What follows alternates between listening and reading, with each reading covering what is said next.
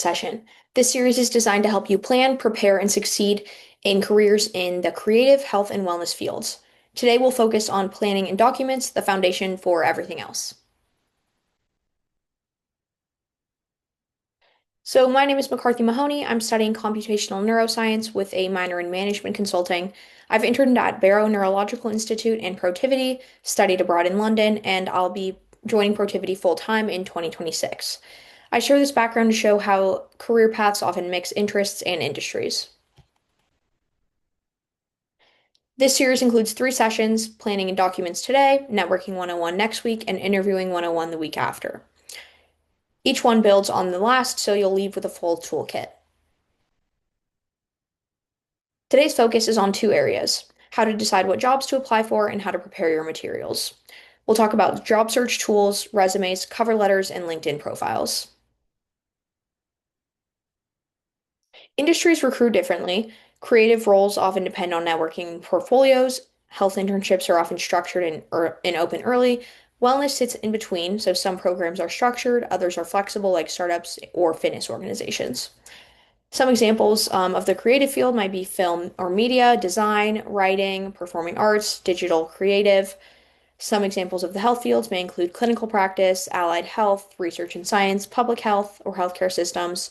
And then wellness fields might include fitness and movement, nutrition and lifestyle, mental health and mindfulness, etc.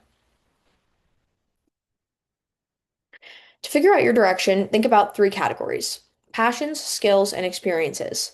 Ask yourself, what would I do all day if money was not an issue? What do I naturally do well? What have I learned through work, school, or life? Think about the company and the role. Company factors might include leadership style, global reach, DEI efforts, or software they use. Roles come down to dynamics, daily tasks, location, and manager style. These influence how happy you'll be in the types of roles and companies that you're interested in. Handshake is a student-friendly platform with filters, logos, and clear qualification matches, and it's also personalized to your background, and that makes it a great starting point when searching for jobs. So here's an example of what Handshake looks like from the student view. Um, they can sometimes redirect to external sites, but sometimes it'll have you apply right on here, whether it's just uploading your resume or answering more questions. But here, this first arrow up top, you see you can turn on your job notifications. You can get notified from recruiters in your inbox, and it even includes things like salary information and location. LinkedIn is also powerful for connecting with employees and recruiters. You can see who works where, get notified of postings, and gather a lot of job content. It's also better for networking than Handshake, I would say. Here's an example of a LinkedIn page from a student perspective. So it might look a little bit cluttered, but I again can point out here, this arrow shows it lists different skills. It also lists salary. You can set up your notifications to be turned on. And one cool thing I really like about it is that it shows alumni that work here. And if you do have a certain setting on your LinkedIn, you'll be able to click on this and see who works there and maybe even reach out to them and network, which we will talk about next session. So here's an example of some notes that you could keep when going through the recruiting cycle. It's important to track everything. So save links to postings, organize call notes from networking, record exact role titles, and keep a log of deadlines and outlines and outcomes, sorry. It makes following up and comparing roles much easier. Now, you want to apply to every job at once, but you want to prioritize based on deadlines and your interests. Also, cover letters take time, so focus on the roles you care about most and track rejections to help you see patterns and maybe improve on future applications, spending more time on them. And this just helps you stay organized because with how many jobs you apply to, it's quite easy to lose track. Next, we're going to talk about resumes. So, creative resumes in the field of creativity might highlight projects, design formatting, or portfolio links. In the health field, They'll be standardized, concise, emphasize research or clinical hours. And then in the wellness fields, they might be more skills driven. So communication, leadership, and certifications. And your resume must fit one page with at least 10-point font. Always include skills and interests. And if your GPA is above 3.0, you can add that on there. And also your LinkedIn URL. So small adjustments per job are crucial. You might want to tailor your resume to a certain job application. The presentation really does matter.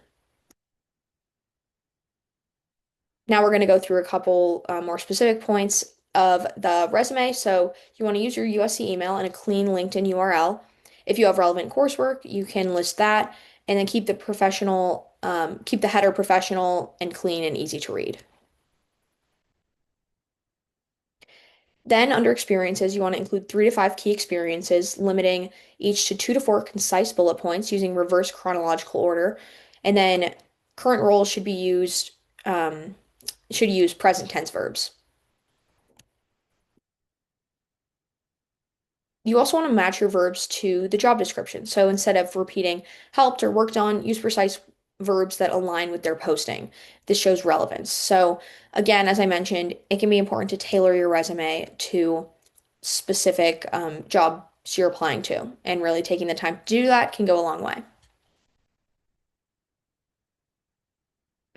Also, numbers make your resume very powerful. So you want to frame each bullet point as an action and a quantified result. You want to show impact on a team, client, or organization. That's what employers remember. So anything that can be quantified, you should quantify it, such as whether it's like a financial value of something. An example for this is in the field of health. If you're working on a research project or in a lab, you could mention this is a X amount of money funded project, um, etc. You also want to make sure to highlight leadership, whether formal or through responsibilities. This shows progression, like moving from a member to a VP, and then also mention specific teams, clients, or projects. You also want to list technical skills broadly, especially if they're in the job posting. So for interests, don't be generic. List specific hobbies or quirks or anything that might be a great conversation starter. So for me, something on mine is the marathon that I ran that has been actually a great conversation starter with various employers.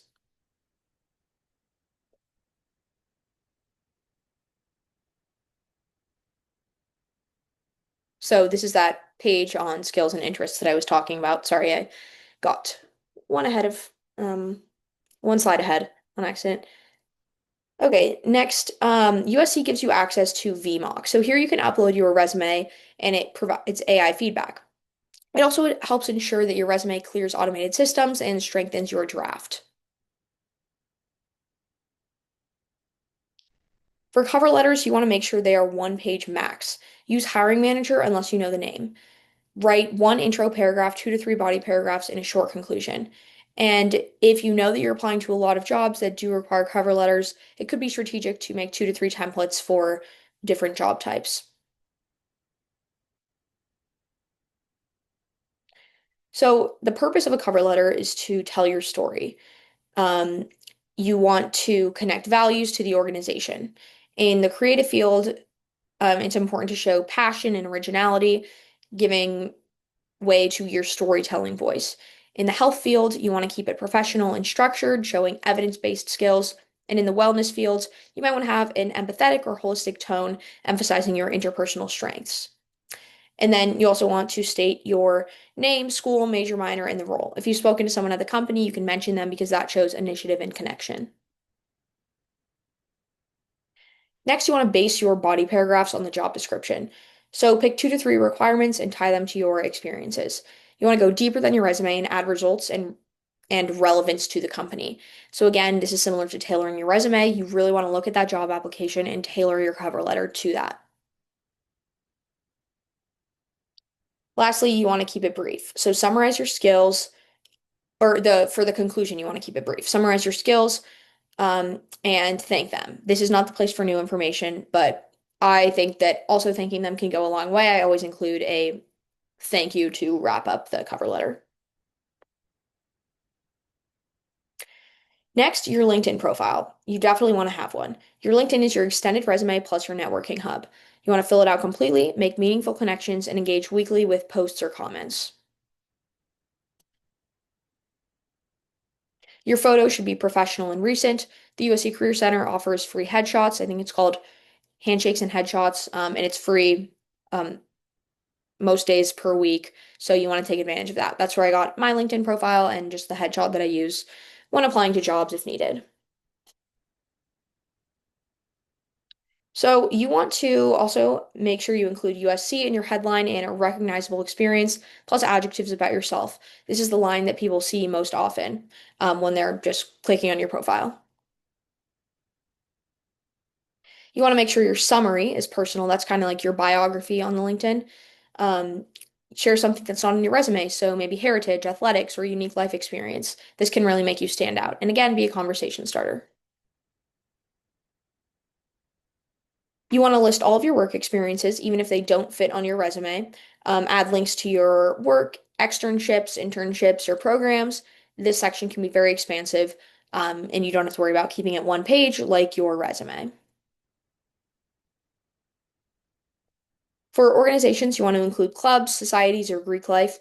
This shows leadership progression, um, or make sure to show leadership progression in these organizations. And you can also upload work samples or links here. For skills and expertise, you want to add all relevant skills and connect them to your listed experiences. This shows you've applied your skills in real contexts. And then recommendations. This is a place for informal letters or notes of rec. They can make you stand out and give employers direct contacts if needed. So this is somewhere where you could ask mentors or peers to write them. So that is the end of today's session. Next week is Networking 101. Um, and yeah, I hope to see you guys at Networking 101. This last slide is just some specifics to keep in mind if you are part of a specific industry in the creative health or wellness field, and specific things and additional documents that they might be looking for. But anyway, thank you guys for listening, and I'm excited to see you all at Networking 101 next week. Feel free to reach out with any questions. My email is always open, and I have office hours Tuesday and Thursday mornings, which you can find on Handshake. Thank you. Bye.